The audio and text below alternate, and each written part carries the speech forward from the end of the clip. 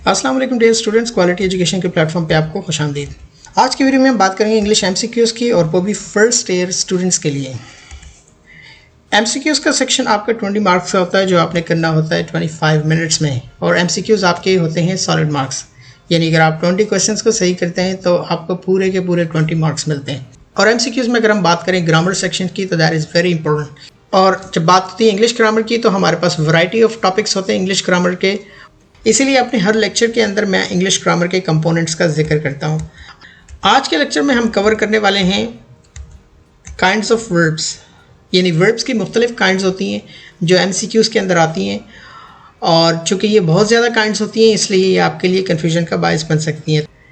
तो आज हम डिस्कस करेंगे इन्फिनेटिव्स, जो कि आपके एमसीक्यूज़ के ऑप्शन में आता है, और उसके साथ साथ मैं आपको फाइनाइट और नॉन फाइनाइट वर्ब के बारे में भी बताऊँगा। इसके साथ साथ participle, gerund, helping verb, transitive and intransitive verb, direct and indirect object और ऑब्जेक्ट कॉम्प्लीमेंट, ये सारे ऐसे ग्रामर के हिस्से हैं आपने अक्सर देखा होगा एमसीक्यूज़ के अंदर आते हैं, और कुछ में इतनी सिमिलैरिटीज़ होती हैं कि आप डिफ्रेंशिएट नहीं कर पाते। तो आज के लेक्चर में आप इन सब को सीखेंगे। एमसीक्यूज़ सारे के सारे मैंने लिए हैं आपके पास पेपर्स में से, यानी पिछले सालों में जो ये एमसीक्यूज़ आए हैं वही उठा के मैंने यहाँ रखे हैं, और इन्हीं की प्रैक्टिकल रिफ्लेक्शन आप देखेंगे। कवर द कंप्लीट टॉपिक, यानी मुकम्मल टॉपिक में आपको कवर कराऊंगा। फॉर एग्जांपल अगर वर्ब की ये काइंड्स हैं तो तकरीबन ये सारी की सारी काइंड्स हैं जो मैंने यहाँ डिस्कस किए हैं, कि हर एक में से एक क्वेश्चन मौजूद है, और कुछ इसमें से अगर नहीं भी हैं तो मैंने थोड़ी सी एक्सप्लेनेशन उसकी ज़रूर रखी है। डिफरेंशियल एनालिसिस टेक्निक ज़रूरी है जहाँ मल्टीपल ऑप्शंस आपके पास हों। ऑप्शंस को फ़िल्टर करने के लिए मुकम्मल इन्फॉर्मेशन का होना ज़रूरी होता है, तो इसलिए इस टेक्निक के ज़रिए मैं आपको बताऊंगा कि कैसे आप करेक्ट ऑप्शन चूज़ कर सकते हैं। प्रैक्टिस टेस्ट उसके बाद ये बहुत ही ज़रूरी है आपके लिए, अगर आप एक टॉपिक को समझ लेते हैं। आगे बढ़ने से पहले चैनल को प्लीज़ सब्सक्राइब कर दीजिए अगर आप चैनल पर नए हैं, और बेल आइकन को भी दबा दीजिए ताकि फ्यूचर में अगर इस तरह की वीडियोज़ मैं अपलोड करता हूँ तो उनका आपको नोटिफिकेशन मिलता रहेगा। चलिए स्टार्ट करते हैं, let's get started. Question number 1 की तरफ देखिए, teacher asked to read the lesson, the underline part is. आपके पास हैं 4 ऑप्शंस और 10 सेकंड में आपने इसका जवाब देना है। देखिए कुछ देर के लिए इसको एनालाइज करना ज़रूरी है, क्योंकि अगर आप ब्रेनस्टॉर्म करते हैं तो आप इन्फॉर्मेशन को रिकॉल करने की कोशिश करते हैं जो आपके पास पहले से होती है। आंसर और एक्सप्लेनेशन आपको इसकी ज़रूर मिलेगी। चलें 10 सेकेंड से आपके पास, आप इसका जवाब सोचिए।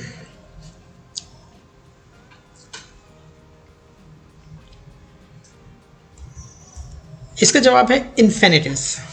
आइए ज़रा एक्सप्लेनेशन की तरफ। इन्फिनेटिव्स की तरफ जाने से पहले आप ये देखिए नॉन फाइनाइट वर्ब क्या होता है। कि सेंटेंस के अंदर मेन वर्ब क्या होता है, जैसे ये आपका मेन वर्ब है सेंटेंस के अंदर, तो यहाँ एक्शन क्या हो रहा है, पूछना, ये आपका मेन वर्ब कहलाता है, जिसे आप फाइनाइट वर्ब भी कहते हैं।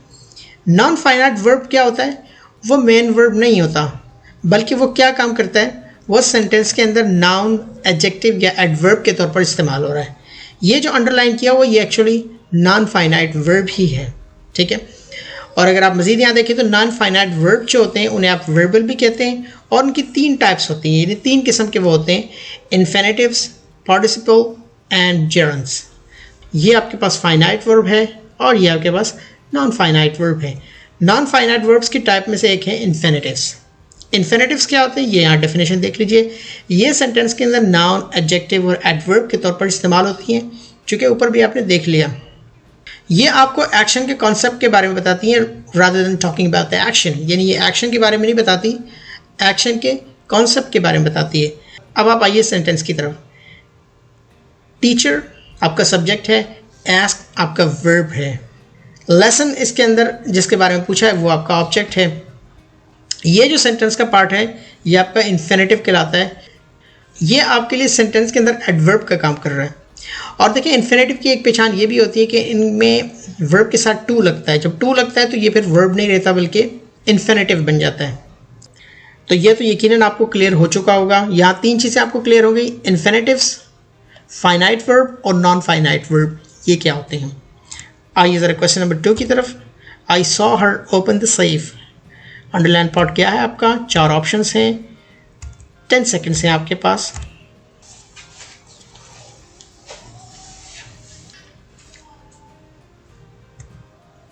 इसका जवाब है इन्फिनेटिव। आइए ज़रा एक्सप्लेनेशन की तरफ। इन्फिनेटिव के बारे में तो अभी आपने पढ़ लिया है, लेकिन मैंने ये भी बताया था कि इन्फिनेटिव के साथ टू इस्तेमाल होता है। ये वर्ब भी होते हैं लेकिन इनके साथ टू लगता है, तो ये एज अ नाउन एडजेक्टिव या एडवर्ब काम करते हैं। लेकिन यहाँ तो टू नहीं लगा हुआ। देखें, इन्फिनेटिव की तरह एक और इन्फिनेटिव होते हैं जिन्हें आप कहते हैं बेयर इन्फिनेटिव्स। ये क्या होते हैं? ये ऐसे इन्फिनेटिव होते हैं जिनमें प्रपोजिशन टू इस्तेमाल नहीं होती, यानी वर्ब ही होते हैं। जैसे ओपन एक वर्ब है लेकिन इसके साथ टू नहीं लगा हुआ। ये इन्फिनेटिव क्या कहलाते हैं? बेयर इन्फिनेटिव्स कहलाते हैं। ये एग्जैक्टली वही काम करते हैं जो कि आपके नॉर्मल इन्फिनेटिव्स करते हैं। और ये बाज़ वक़्त आपके modal auxiliary verb can, should, shall, would, will, could, may, might and so को फॉलो भी करते हैं। तो आप ज़रा इस सेंटेंस की तरफ देखिए। आई आपका सब्जेक्ट हुआ, सॉ आपका वर्ब हुआ, द सेफ ऑब्जेक्ट जिसके बारे में बात हो रही है, हर आपका इनडायरेक्ट ऑब्जेक्ट है, ये आपका डायरेक्ट ऑब्जेक्ट है। तो दोनों ऑब्जेक्ट को ब्रिज करने के लिए बीच में आपने क्या किया? इस वर्ब को इस्तेमाल किया जिसे आप कहेंगे इन्फिनेटिव। अगर आप इस इन्फिनेटिव को यहाँ से निकाल देते हैं, ओपन को निकाल देते हैं, I saw her the safe, तो ये बिल्कुल इनकम्प्लीट मीनिंग देता है। I saw her open the safe, तो ये आपका इन्फिनेटिव बन गया। देखिए, ये दोनों क्वेश्चन एग्जाम में आए। अब अगर टू का आप जहन में रख के बैठे हैं तो यकीनन आप इसे कुछ और चूज़ करेंगे। So you really need to differentiate. समझ में आपको आ चुका होगा। प्रैक्टिस टेस्ट आपको मज़ीद हेल्प करेगा। चलें क्वेश्चन 3 की तरफ देखिए। Lying on her bed Wanda order Chinese food. 4 option हैं आपके पास। Try to answer in 10 seconds.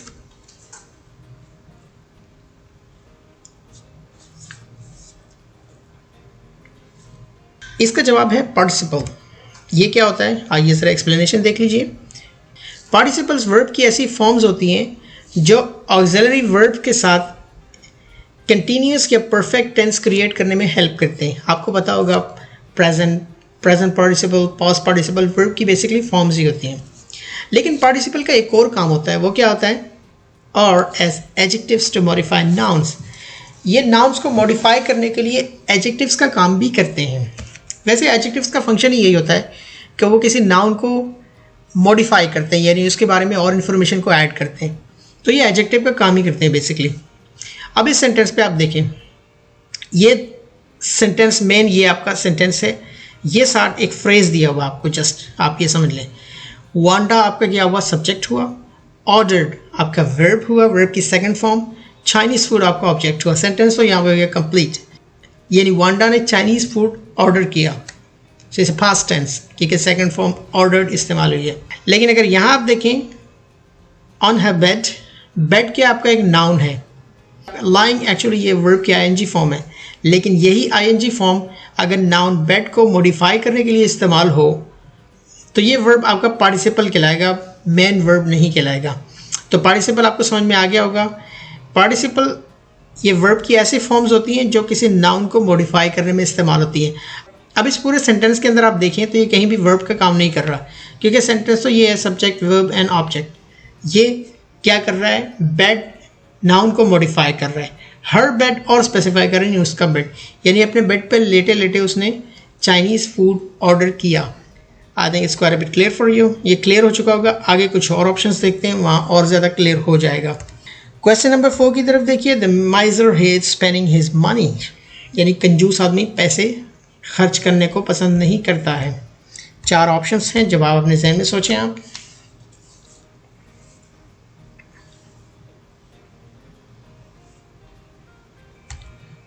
इसका जवाब है पार्टिसिपल।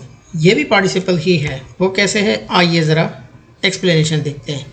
पार्टिसिपल के बारे में तो आपको पता चल गया कि ये नाउन को मॉडिफाई करते हैं, यानी एडजेक्टिव का काम करते हैं। यहाँ भी ये वही काम कर रहे हैं।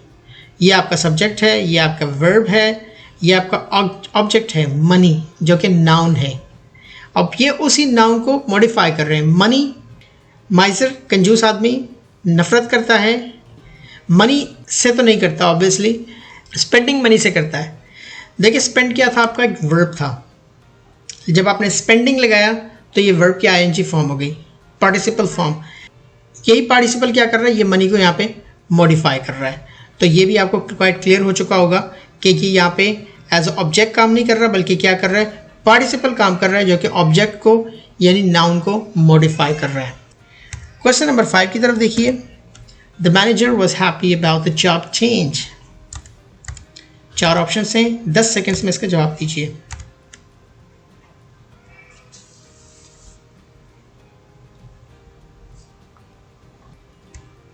इसका जवाब है हेल्पिंग वर्ब। ये तो बहुत ही आसान है, इसे तो ज़्यादा एक्सप्लेन करने की ज़रूरत भी नहीं है। हेल्पिंग वर्ब सेंटेंस में हेल्प करते हैं उसकी मीनिंग को क्लैरिफाई करने के लिए। तो वॉज आपका हेल्पिंग वर्ब है। हेल्पिंग वर्ब यहाँ पे हमने बहुत सारे देखे होंगे, is, am, are, was, were, will, shall, ये सारे हेल्पिंग वर्ब कहलाते हैं। इन्हें अब ऑक्सिलरी वर्ब्स भी कहते हैं और इनमें आगे जाकर कुछ मॉडल ऑक्सिलरी वर्ब्स भी होते हैं। चूँकि ये भी एक ऑप्शन होता है इसीलिए मैंने इसका क्वेश्चन यहाँ लिख दिया है। एक चीज़ आप याद रखिएगा कि जितने मेरे लेक्चर्स हैं इनके अंदर तकरीबन सारे एमसीक्यूज़ की काइंड्स मैंने कवर की हैं, कोई चीज़ मैंने इसमें छोड़ी नहीं है। चलें, let's move to the question number 6। Complaining will not get you anywhere. 4 options हैं आपके पास एंड यू हैव 10 सेकेंड्स।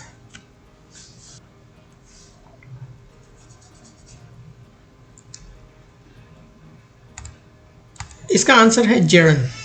आइए एक्सप्लेनेशन की तरफ। कंप्लेन से तो आपको लगता है कि ये वर्ब है और जब आप आईएनजी फॉर्म लगाते हैं तो ये कंटिन्यूस एक्शन को शो करता है, लेकिन यहाँ पे कंप्लेनिंग एज अ सब्जेक्ट इस्तेमाल हुआ है, एज अ वर्ब इस्तेमाल नहीं हुआ। वाई? क्योंकि वर्ब आपका ये है गेट। तो जेरन्स क्या होते हैं? ये ऐसी वर्ब की आईएनजी फॉर्म होती हैं जो सेंटेंस के अंदर नाउन का काम करती हैं, और नाउन सेंटेंस के अंदर सब्जेक्ट भी हो सकता है और ऑब्जेक्ट भी हो सकता है। चूँकि इनका कोई ग्रामेटिकल फंक्शन नहीं होता इसीलिए आप इन्हें क्या कहते हैं? जेरन कहते हैं, और ये नॉन फाइनाइट होते हैं। नॉन फाइनाइट आपने पीछे पढ़ा था, अगर आपको याद हो, कि ऐसे वर्ब जो सेंटेंस के अंदर मेन वर्ब का काम न करें उन्हें आप नॉन फाइनाइट कहते हैं। और आपको याद होगा आपने पढ़ा था नॉन फाइनाइट जो 3 टाइप्स के होते हैं, जेरन्स, इन्फिनिटिव्स और पार्टिसिपल। तो जेरन आपका क्या है? ये नॉन फाइनाइट वर्ब है जो सेंटेंस के अंदर नाउन का काम कर रहा है।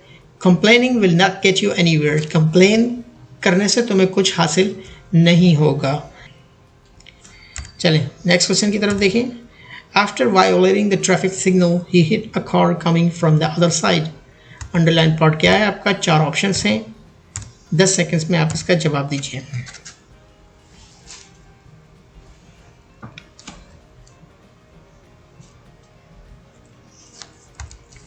इसका जवाब है पार्टिसिपल। अब ज़्यादातर आप लोगों में से अक्सर जेरन को चूज़ करेंगे, क्यों? क्योंकि आप ये समझेंगे कि तो शुरू में आ रहे सब्जेक्ट का काम कर रहा है, लेकिन ऐसा नहीं है। आइए ज़रा एक्सप्लेनेशन की तरफ। पार्टिसिपल के बारे में आपने पढ़ा कि ये नाउन को मॉडिफाई करने का काम करता है। आप ज़रा सेंटेंस की तरफ आप नज़र दौड़ाएं, देखिए फ़ौरन आप सेंटेंस की कंस्ट्रक्शन की तरफ देखा करें। आप ये देखें, इसमें सब्जेक्ट की तरह, वर्ब की तरह, ऑब्जेक्ट की तरह, यानी मेन सेंटेंस का हिस्सा कौन सा है? तो यहाँ सेंटेंस का जो मेन हिस्सा है वो ये है। ही आपका सब्जेक्ट है, हिट आपका वर्ब है, अ कार आपका ऑब्जेक्ट है। He hit a car coming from the other side, यानी दूसरी तरफ से आते हुए कार को उसने हिट किया। ये आपका मेन क्लॉज हो गया। अब ये जो एडिशनल पार्ट है आपका फ्रेज है, after violating the traffic signal. अब देखिए, ट्रैफिक सिग्नल एक नाउन है। ये नाउन क्यों है? क्योंकि ये सेंटेंस के अंदर ना सब्जेक्ट का काम कर रहा है ना ऑब्जेक्ट का काम कर रहा है, तो ये फ्रेज के अंदर आया है। अब ट्रैफिक सिग्नल से तो बात आपको समझ में नहीं आती, लेकिन अगर आप कहेंगे वायोलेटिंग द ट्रैफिक सिग्नल, इसका मतलब है कि ट्रैफिक सिग्नल को वायोलेट करना। तो आपने ट्रैफिक सिग्नल यानी नाउन के अंदर इंफॉर्मेशन को ऐड कर दिया, एडजेक्टिव का काम किया। तो ये वर्ड आपका क्या कहलाता है? पार्टिसिपल कहलाता है। बहुत ही ट्रिकी है आपके लिए, ख़ास तौर पर उन लोगों के लिए जो जेरन और पार्टिसिपल का डिफरेंस नहीं कर पाते। और ऑब्वियसली अगर इस तरह के 3-4 क्वेश्चन आ जाते हैं तो आप मार्क्स लूज कर सकते हैं। चलें क्वेश्चन 8 की तरफ देखिए। Mahmood ran across the field, the underline word is. 4 option हैं आपके पास, try to answer in 10 seconds.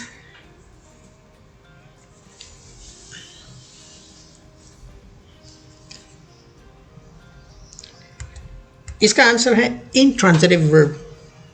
आइए एक्सप्लेनेशन की तरफ। बहुत ही आसान। इंट्रांजिटिव वर्ब आप ऐसे वर्ब को कहते हैं जिनके साथ डायरेक्ट ऑब्जेक्ट नहीं होता, यानी जिस सेंटेंस के अंदर डायरेक्ट ऑब्जेक्ट नहीं होता उसका वर्ब इंट्रांजिटिव वर्ब कहलाता है। यहाँ देखिए, महमूद आपका सब्जेक्ट हुआ, रैन आपका वर्ब हुआ, वर्ब की सेकंड फॉर्म, दौड़ा। महमूद दौड़ा अक्रॉस द फील्ड, फील्ड के उस पार या फील्ड के उस तरफ, खेत के उस तरफ। तो ये सेंटेंस बहुत ही क्लियर है, ये भी आपके पास पेपर में आया है, इसलिए मैंने वहाँ से यहाँ उठा के लिख दिया। और बहुत ही सिंपल है, चूँकि यहाँ पे ऑब्जेक्ट नहीं है इसलिए आपने इंट्रांजिटिव चूज़ करना है। आइए नेक्स्ट क्वेश्चन की तरफ। She boiled me an egg, the underline word is, 4 options हैं, यू हैव 10 सेकेंड्स।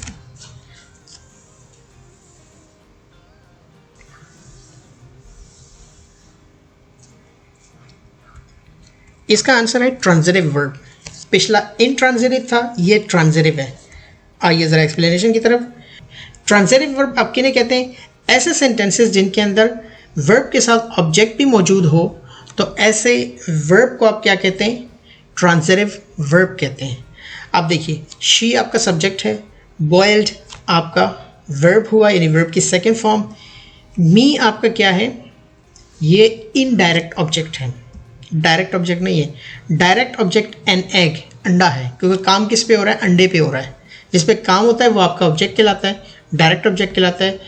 आपको यहाँ क्या चूज़ करना है? ट्रांजिटिव वर्ब चूज़ करना है। क्यों? क्योंकि ऑब्जेक्ट मौजूद है सेंटेंस के अंदर, और अगर ये ना होता तो आप इंट्रांजिटिव को चूज़ करते। आई थिंक ये भी काफ़ी क्लियर हो चुका होगा आपको। Let's move to the question number 10। The accused was caught red handed stealing the car. Underline part क्या है आपका? 10 सेकेंड्स हैं आपके पास।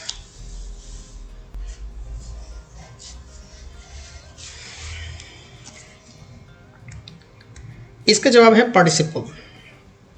अगेन पार्टिसिपल आ गया। एक्सप्लेनेशन देखिए, 2 चीज़ें याद रखिए। एडजेक्टिव का काम करता है, नाउन को मॉडिफाई करता है।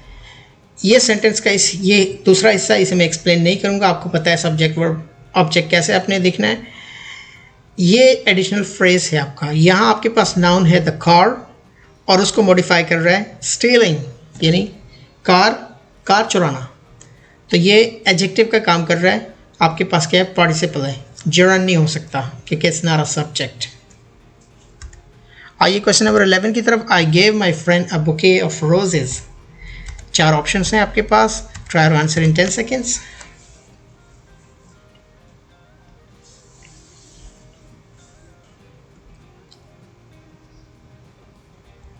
इसका आंसर है डायरेक्ट ऑब्जेक्ट। डायरेक्ट ऑब्जेक्ट कौन सा होता है? रिसीवर ऑफ एक्शन, यानी जिसके ऊपर काम हो रहा होता है। एक्चुअली जिस चीज़ के ऊपर आप काम कर रहे होते हैं सेंटेंस के अंदर, यानी ऐसा नाउन जो कि किसी सब्जेक्ट के वर्ब से मुतासिर होता है, यानी उसके एक्शन से मुतासिर होता है, वो आपका क्या कहलाता है? डायरेक्ट ऑब्जेक्ट कहलाता है। तो अब यहाँ देखिए, आप आई आपका सब्जेक्ट हुआ, गेव आपका वर्ब हुआ, माई फ्रेंड आपका डायरेक्ट ऑब्जेक्ट नहीं है। असल में दिया आपने क्या? आपने दिया बुके ऑफ रोजेज़। आप बुके ऑफ रोजेज़ की बात करें तो बुके ऑफ रोजेज़ आपका क्या हुआ? डायरेक्ट ऑब्जेक्ट हुआ। अगर वो आपको ये हाईलाइट करते, अंडरलाइन करते, तो आप इसे क्या चूज़ करते? Indirect object. वाई? क्योंकि दिया किसको? इसको दिया। ये भी एक ऑब्जेक्ट है लेकिन डायरेक्ट नहीं है। आइए सर क्वेश्चन नंबर 12 की तरफ देखें। आपके पास क्वेश्चन है, Alice gave me a flower. Underline part आपका क्या है? 4 ऑप्शंस हैं। I will get back to you in 10 seconds.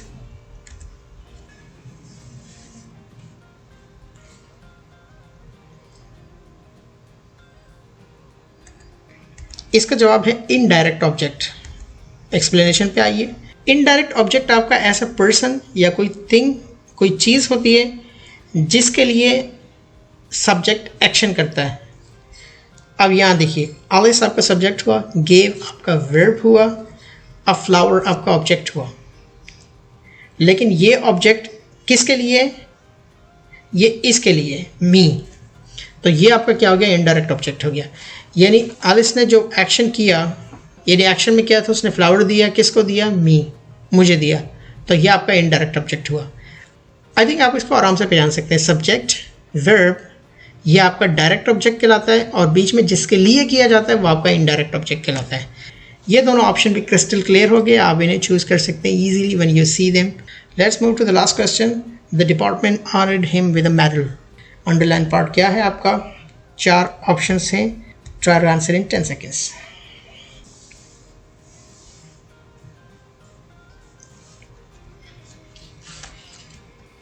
आपका जवाब है ऑब्जेक्ट कॉम्प्लीमेंट। आइए जरा एक्सप्लेनेशन की तरफ। ऑब्जेक्ट कॉम्प्लीमेंट एक्चुअली कॉम्प्लीमेंट करता है डायरेक्ट ऑब्जेक्ट को, मॉडिफाई करता है या सेंटेंस में ऑब्जेक्ट को कंप्लीट करता है। अगेन सेंटेंस की तरफ आइए। द डिपार्टमेंट आपका क्या हुआ? सब्जेक्ट हुआ, ऑनर्ड आपका वर्ब हुआ, हिम आपका क्या हुआ, डायरेक्ट ऑब्जेक्ट हुआ, लेकिन विद अ मैरल ये क्या है, आपको कॉम्प्लीमेंट है, जो कि किसको कॉम्प्लीमेंट कर रहा है, डायरेक्ट ऑब्जेक्ट को कॉम्प्लीमेंट कर रहा है। यहाँ आमतौर पर इनके साथ प्रपोजिशंस भी इस्तेमाल होती हैं, with a moral, with a price. तो इस तरह करके जो अल्फाज होते हैं जो कॉम्प्लीमेंट कर रहे होते हैं सेंटेंस के ऑब्जेक्ट को, उसे आप ऑब्जेक्ट कॉम्प्लीमेंट कहते हैं। अगर सेंटेंस में आपको ऑब्जेक्ट कॉम्प्लीमेंट का ऑप्शन आता है और ऐसी सिचुएशन होती है तो आप ऑब्जेक्ट कॉम्प्लीमेंट चूज़ कर सकते हैं। देखिए ये थी वर्ब की काइंड्स और उसके साथ कुछ ऐसे मिले जुले ऑप्शन जो अक्सर कन्फ्यूजन का बायस बनते हैं, ये सारे मैंने यहाँ लिख लिए हैं। न सिर्फ वर्ब बल्कि तमाम चीज़ें, सेंटेंस का पूरा हिस्सा और उसके मल्टीपल ऑप्शंस, ये सारे यहाँ पे आपको मैंने आज एक्सप्लेन कर दिए हैं। अब आपको करनी है इनकी प्रैक्टिस ताकि इस इन्फॉर्मेशन को आप रिटेन कर सकें। तो प्रैक्टिस के लिए प्लीज़ विजिट कीजिए मेरे यूट्यूब चैनल का। आप जाइए यूट्यूब के सर्च बार में और टाइप कीजिए चैनल फॉर क्वालिटी एजुकेशन, तो आप मेरे चैनल पे चले जाएंगे। वहाँ आप इस तरह की मज़ीद वीडियोज़ को देख सकते हैं और प्रैक्टिस टेस्ट भी आपको आसानी से वहाँ मिल सकता है। लाइक कीजिए वीडियो को अगर पसंद आई, शेयर कीजिए दोस्तों के साथ और कमेंट सेक्शन में राय ज़रूर दीजिए वीडियो के बारे में। अगर वीडियो अच्छी लगी आपको तो लाइक कीजिए और अगर आपके जहन में कोई सवाल आता है तो आप कमेंट सेक्शन में पूछ सकते हैं। Practice makes perfect, remember this phrase. आज के लिए इतना ही काफ़ी है, मिलता हूँ मैं आपसे नेक्स्ट वीडियो में। Thanks for watching, bye for now.